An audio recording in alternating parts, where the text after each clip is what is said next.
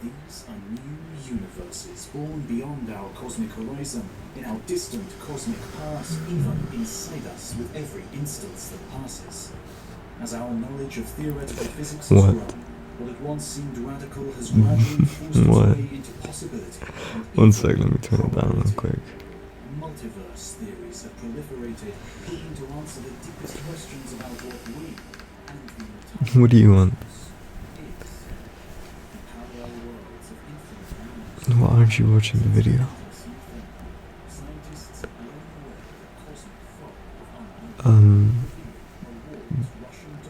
Do you not like it? Yeah, well, I told you we were gonna watch a documentary on the universe. Specifically, one second, let me see what this is titled. How many multiverses are there? I am not nerdy. No, I'm not. No, I'm not. I just like to know about interesting things. Okay, well, if you want, we can put something else. Would you rather we watch something else? A movie. Come on, we watch so many movies. Wouldn't it be more fun if we watch something scientific and interesting?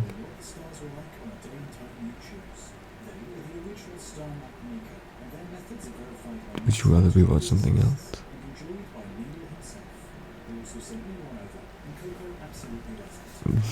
Okay, fine, we can watch it. Are you sure though? Okay, but listen, if you do want to watch something else, just let me know. It's fine.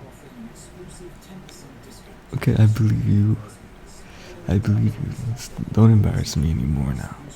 We'll watch the nerdy science video. You called it that. You literally called it the nerdy science video. As a matter of fact, yes, this is how I like to spend my Friday nights.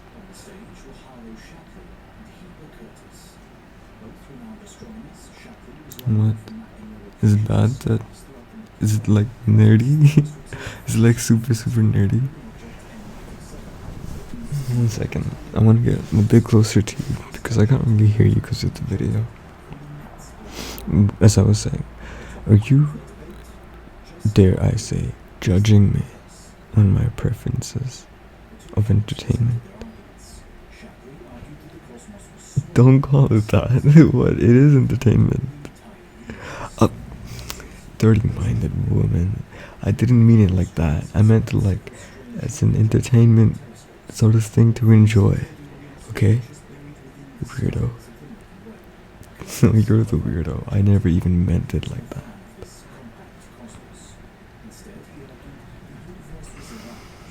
Okay, what do you watch?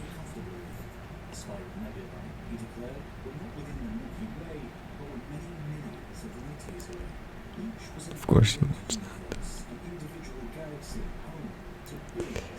I mean, you dress pink. You don't play sports. And you watch girly romance shows. It's literally the most cliche thing. No, I'm not trying to judge you. No, it's cool if you wanna do that. I'm not gonna hamper your pamper. Wait, pause. I actually didn't mean it like that. I was trying to think of a coy rhyming phrase. But what I'm trying to say is you can watch romance shows. I ain't gonna judge that. I'm just saying, and then that I can watch my history videos and universe videos, and you can't judge that either. That's all.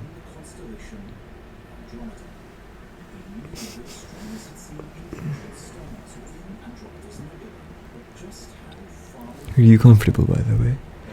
I know my bed isn't the biggest. It's kind of small, it's kind of cozy.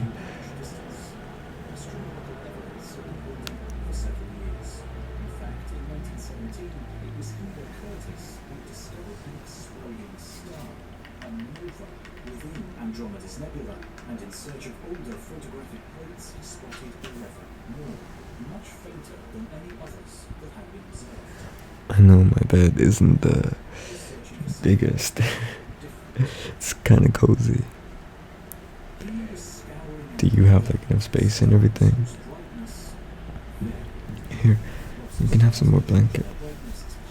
In hindsight, we should have brought 2 blankets, one for me, one for you, because the blanket that I have is also just meant for one person, so it's also kind of cozy.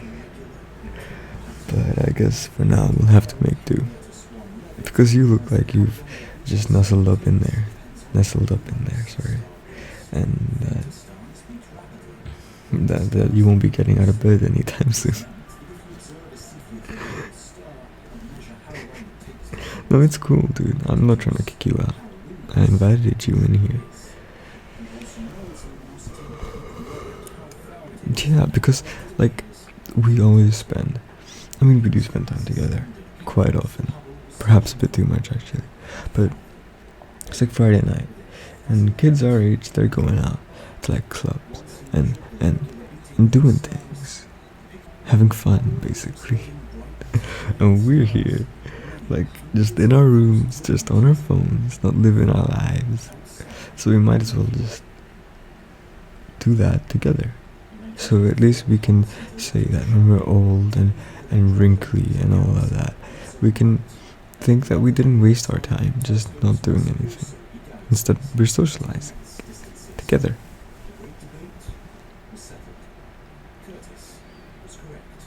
Plus, I like spending time with you, and I thought that we could kind of chill.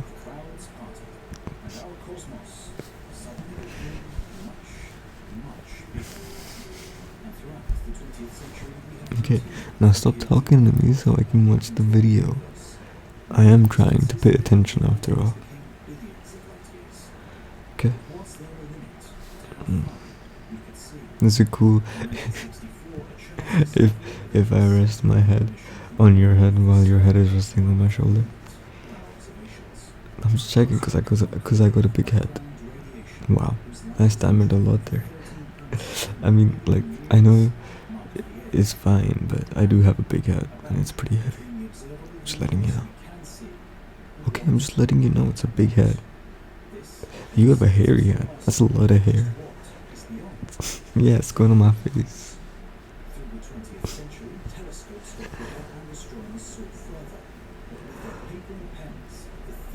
No, I don't dislike your hair. I like it quite a lot, actually. It's pretty cool. Can I touch? See, it's nice. It's good hair. Definitely. No, you do not need to dye it at all. Please don't dye it. I like this color. Okay, what color were you thinking of?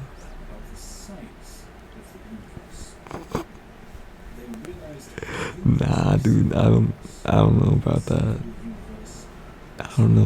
I think if you dye it that color, then perhaps I might have to stop associating myself with you, because it's going to look hella goofy.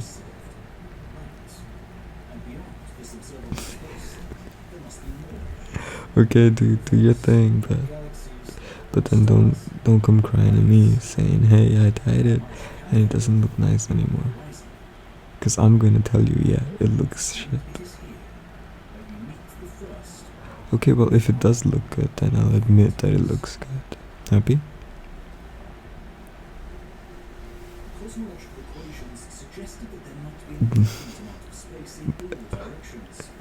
I have to tell you it looks good either way. No, I won't do that. Oh, because that would be a lie. I mean, don't get me wrong, you do look good, right? I ain't saying that you look bad. I'm sure even with like dyed hair, you'll still look hella good. But I'm gonna be honest with you, that's what I'm trying to say.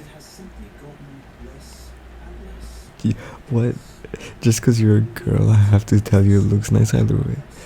No, no, no. I don't roll that way. Mm-mm.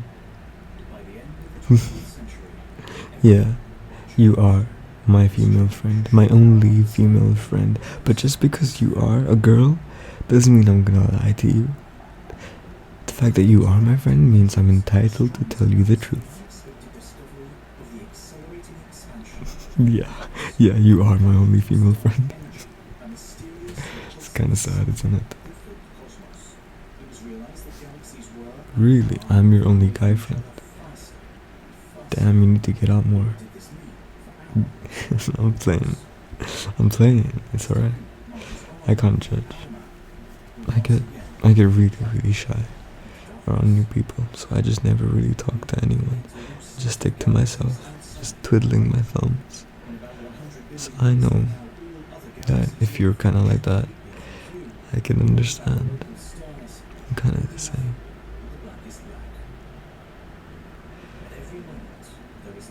Well, it's different with you because it's just easier to get along, to talk to have fun with. Yeah, you're just an easygoing person.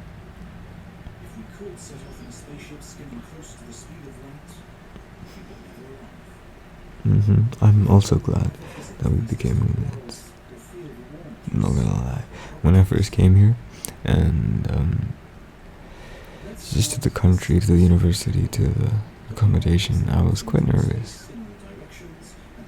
I wasn't sure who I'd end up being roommates with, and the part of me was kind of like, what if we don't get along? Or what if we don't become friends? Or what if you're annoying? You know, I had all of these questions, but then I talked to you, and in the inside I was kind of like, she's cool, thank goodness. Yeah, I was really relieved that we got along. I was really relieved that we became friends. I was grateful.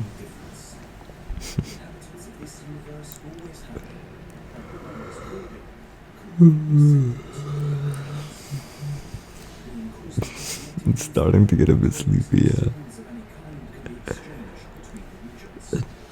No, you don't have to go.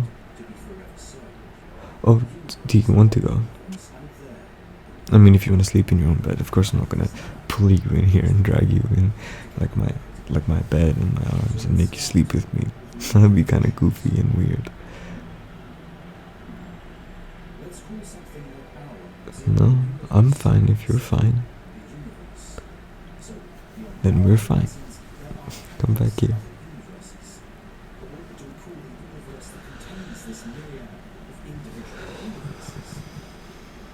I'm just gonna stretch my legs a bit too, actually.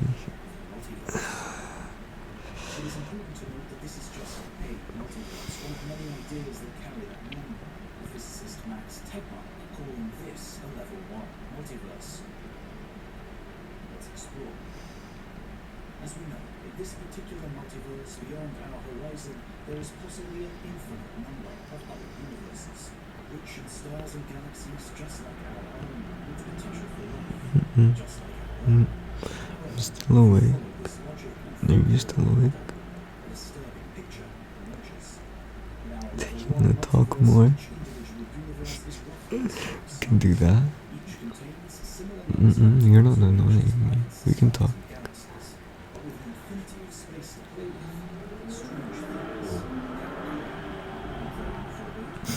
I know. I guess because it's Friday night, so there's like a lot of people still out and about, and that's why you can kind of hear so many cars.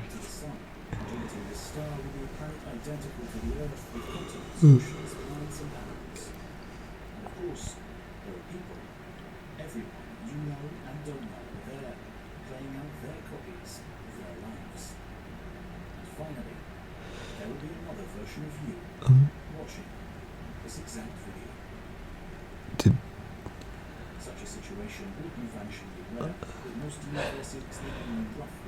okay. I think you're asleep. And I don't think you realize that you just put your leg on mine. Nothing. No, it's okay. And I was just talking to myself about how you're asleep now. I thought you were asleep now, but you're not. I think for a second you did doze off, yeah. I think it was just like for half a second. And you just ended up getting a bit closer to me as well. Which isn't a problem, it's cool. I like cuddling.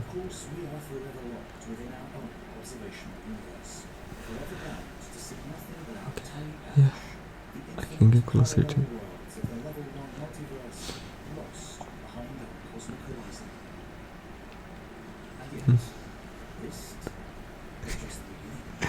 I can feel your breath on my neck, dude. That's ticklish.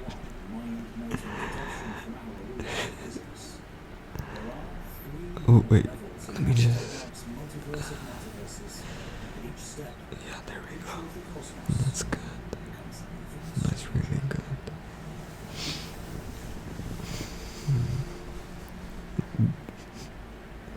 I don't think I've ever lied down against someone like this and have them lie down against me like this. But it feels nice. Why does our universe have its particular rules of physics? This might seem like a strange question. How could it be otherwise? But as our knowledge of the workings of space advanced across the 20th century... I think we should just close our eyes for a bit. Just for a bit. I mean, we're not gonna sleep together. We're just taking a nap. Right? Yeah.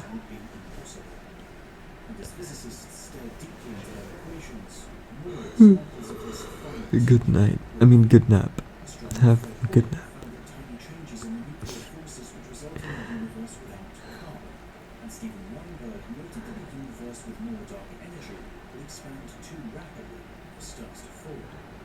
Serendipity piled on top of serendipity, and it became apparent that if our universe were even very slightly different, we simply would not exist. Our cosmos appeared to have been just the right physics to allow for the complexity of life, and it is in that key adjective that the answer lies. Our cosmos. It is through this problem we can take our first steps into the level 2 multiverse. Though there is more than one way to build a level 2 multiverse, we will start with the idea of inflation, a burst of rapid universal expansion in its earliest moments. Originally proposed by Aaron Guth, inflation turned on and off in a trillionth of a trillionth of a trillionth of a second, smoothing the universe and seeding the structure that led to the formation of galaxies. It seemed an essential ingredient for explaining the universe around us. But there was immediately a problem that threatened the very idea. How could inflation be synchronized across the entire cosmos within this tiny window of time? Calculations suggested that the end of inflation would be incredibly messy. Whilst in some places inflation would come to an end after a short burst, in others inflation would continue. This lack of a graceful exit appeared to spell doom for the theory. But inflation was too attractive to simply abandon, and by the 1980s a flurry of activity gave birth to the new theory of inflation. Its key architects were Andre Linde, Andreas Albrecht, and Paul Steinhardt. And it was this second wave of thought that introduced a more essential part of the idea, the inflaton. The inflaton field permeated the early universe and provided the impetus for inflation. This new inflation embraced the messiness of the original inflation. As the cosmos inflates, instead of ending everywhere, individual universes continually crystallize out of the inflation. In this picture, inflation never ceases. It continues for eternity. And as it does, more and more universes crystallize. Within this eternal inflation, our level 1 infinite multiverse is just one of countless many. separated by ever-inflating space and time. So here we sit at the center of our observable universe. Across the horizon, there is more universe that we can never explore. And beyond that, inflation continues, carrying away the other infinite level 1 multiverses that we will never know.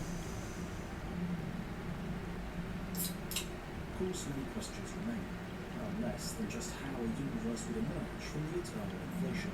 Some have suggested the process is similar to the formation of bubbles when opening a soda, and it is this bubble recreation that cements the properties of the universe it forms, not just the overall properties, but the intricate details.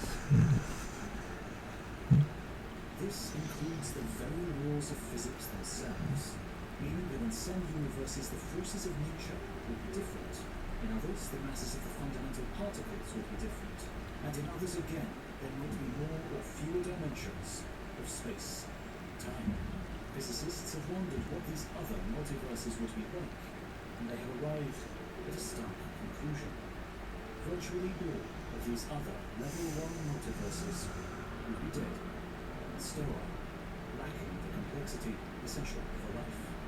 Though within this endless sea of dead universes there will be tiny pockets of habitability, and it is no surprise that this is where we find our universe.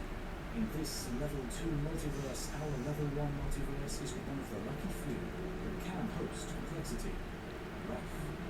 The apparent fine-tuning of our physical laws, little more than a statistical fluke.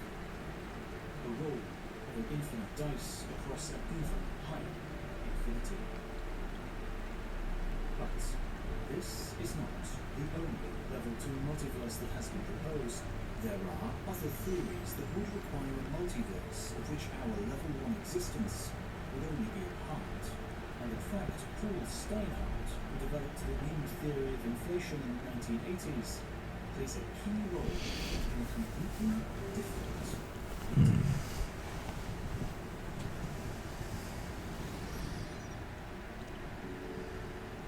In Hindu cosmology, the universe is without beginning or end. Instead, it is cyclical, with each cycle lasting for 4,320,000 years.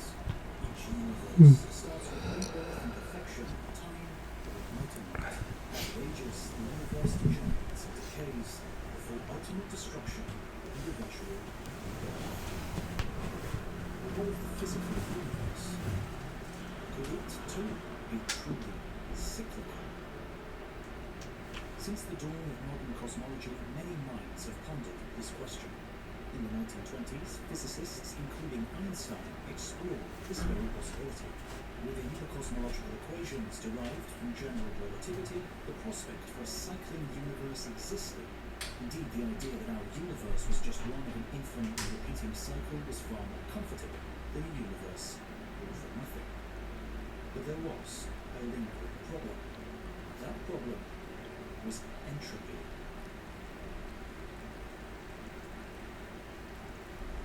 Entropy is a measure of disorder, the inexorable running down of the cosmos. At every moment, through every process, useful energy is being degraded into useless energy. Life on Earth is completely governed by such processing of energy. From a fire turning wood to ash, to the running of a cheetah turning food into movement, energy is used. And whilst the total flow of energy balances, energy in equals energy out, the entropy, the movement from potential to disorder, continues to increase. Across the universe, this is unavoidable. At the end of time, the disorder will be greater than at the start. There is no way to escape. And so, if a universe is just part of an endless cycle, this entropy is passed from parent to child. Every cosmos beginning encumbered with the disorder from all the universes that existed before. And if there is an endless, maybe infinite cycle of universes, how can there be order at all in our current universe? And it was this inexorable increase of entropy that doomed the concept of cyclical universe to the waste bin full of ideas.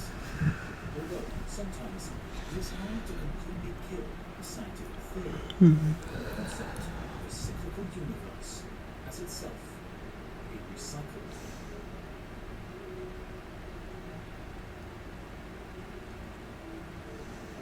Recent Nobel Prize winner Roger Penrose proposed the conformal cyclic cosmology.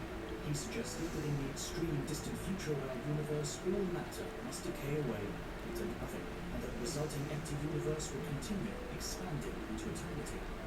When it is large enough and empty enough, it will be a very simple, featureless place.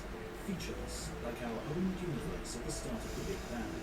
Penrose then hypothesized that the past and the future were effectively one, a constant cycle between cosmic birth and cosmic death. And that is just one example.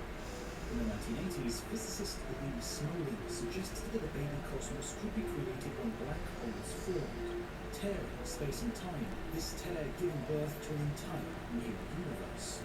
Not a birth in the existing cosmos, but spawning a completely new universe of space and time. If this idea has even the spark of truth, then every single second a new cosmos is born from a stellar death in our universe. Smolin, however, went further. Borrowing from Darwinian evolution, he wondered if the baby universe could mutate and be different to its parent. The differences lying in the laws of physics underlying the cosmos. If the mutation is too severe, gravity may be too weak, or there may be not enough atoms to form stars. Such a baby universe is an evolutionary dead end, but those that can form stars and form black holes beget more baby universes. Eventually, these star-forming universes must come to dominate the evolutionary tree of the multiverse. As stars are essential for the habitability of our universe, Smolin's multiverse could be teeming with life. Of course, there is a lot of uncertainty in Smolin's cosmic natural selection, and whilst it is intriguing to think about, not everyone is convinced. Finally, the Cyclic universe was recently reborn again, but this time in fire.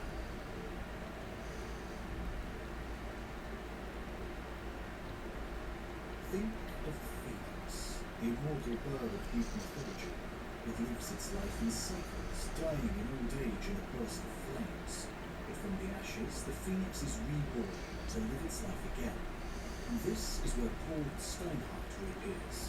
In conjunction with Neil Turok, he has since come to reject his own inflationary theory and proposed a new level 2 multiverse, the ekpyrotic universe.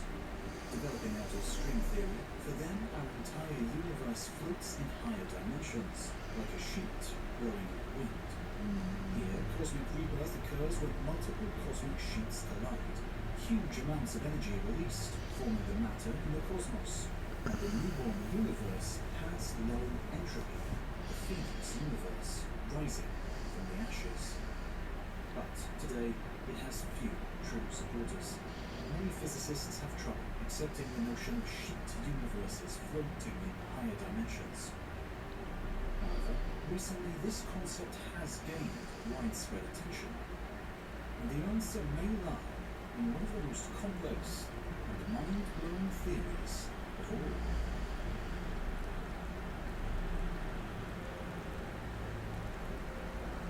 Ed Ritter followed a rather unconventional path on his way to becoming a professor of physics. In 1971, he completed an arts degree in history and linguistics. He tried journalism and politics, eventually enrolling in and dropping out of a graduate program in economics. In 1976, he had finally found his niche, completing a PhD in fundamental physics and exploring how the universe works.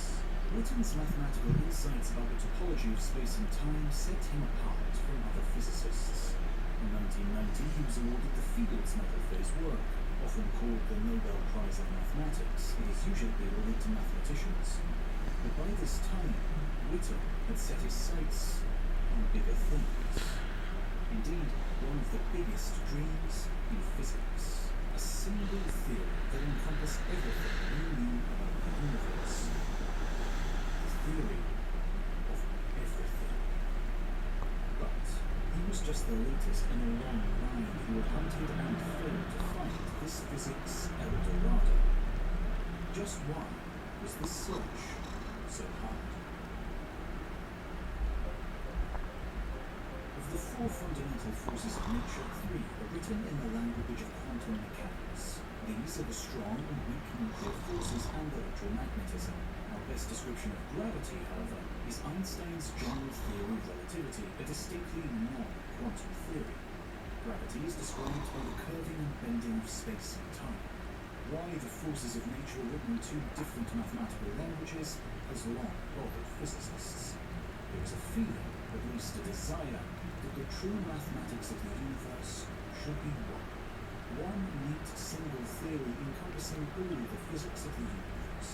And so physicists have searched for this theory for a very, very long time. Early attempts to unite gravity and electromagnetism were made by Theodore Kaluza and Oscar Klein. They added more dimensions to Einstein's relativity, but ultimately failed in their quest. Other great names also went to the path of failed theories of everything. This includes Einstein himself, as well as Helmut Weyl, Arthur Eddington, and David Hilbert. By the 1970s, a brave new contender, supergravity, had been proposed. This was based upon mathematical formulas to iron out problems in our understanding of fundamental particles. Known as supersymmetry, it suggested that particles should have strange alter egos. For electrons, there should be selectrons. For quarks, there should be squarks. And most counterintuitively, the mathematics of supergravity seem to work best in 11 dimensions. But as scientists peered more deeply into these equations, things began to unravel. The universe predicted by the ideas of supergravity just didn't match the one we inhabit, and eventually, supergravity quietly fell by the scientific wayside. But, again, it can be difficult for scientific theories to completely die and disappear, especially those with the prefix super. And so, in 1984, superstring theory was born in the minds of Michael Green and John Schwartz. The key idea of superstrings is that all fundamental particles are really the same thing. Each is really just a vibration on a loop of stringy stuff. Different notes on the strings correspond to different particles. One note for an electron, another for a quark. Just like supergravity, superstrings need far more dimensions than we experience day to day. In its earliest mathematical form, superstring theory was written in 26 dimensions, though eventually things settled down to a more manageable 11, echoing its super ancestor. A way was found to hide the extra dimensions, a process known as compactification. Unlike our everyday dimensions of up, down, and cross, these supposed extra dimensions were curled up on a microscopic scale, potentially as bizarre geometrical shapes called Calabi-Yau manifolds. And just as we cannot experience the individual atoms in the air, we cannot experience the existence of these microscopic dimensions. Again, physicists were excited. Again, they thought they were about to arrive at a theory of everything, a complete description of the universe. And again, their hopes were dashed. They had hoped that a single mathematical framework for the theory of everything would emerge. But the mathematical complexity grew and ideas splintered. In total, there were 5 different versions of string theory following 5 different paths towards enlightenment. By the mid-1990s, frustrations had reached boiling point.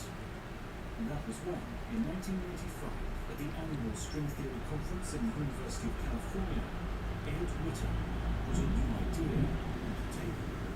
Perhaps these 5 differing theories weren't so distinct after all. Perhaps they were all the same theory, intrinsically linked. It was from this revelation M theory was born, and the second superstring revolution was begun.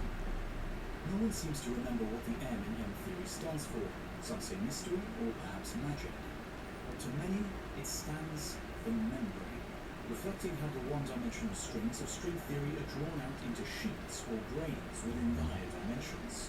This eases some of the mathematical if. The original hope was that the theory of everything would be pure. It will explain why the electron has the mass it does and why gravity has the strength it currently does. That hope died with M theory. M theory predicts that due to the intense heat in the first moment, the early universe would be featureless and simple. As the universe cools, the fundamental features of physics crystallize out. But this crystallization of the laws of physics would not be unique. There would be uncountable ways that this crystallization could occur, each resulting in different fundamental physics, different particle masses, and different forces. Physicists refer to this myriad of possible combinations of the laws of physics as the string theory landscape. How many solutions are there out in the landscape? Nobody really knows. It might be 10 to the power of 500, or it might be infinite. Once again, our supposedly fine-tuned universe finds another dice to roll. And indeed, some physicists possibly universes are just possible.